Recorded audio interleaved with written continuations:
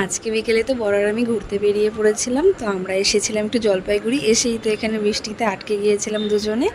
তো আমার বরের এদিকে অবস্থা দেখো, প্রায় ভিজেই গিয়েছিল পুরোটা। তারপরে এখানে এসেছিলাম হচ্ছে আমরা জলপাইগুড়ি মলে।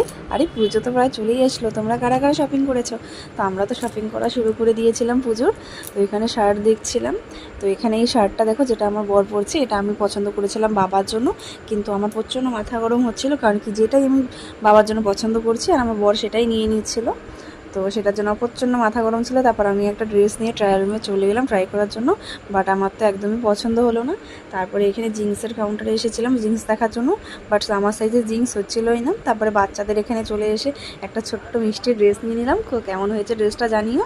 তো এটা আমার ভাস্তির জন্য নিয়েছিলাম। তারপর চলে আসলাম এখানে স্যুপের দোকানে স্যুপ খেতে।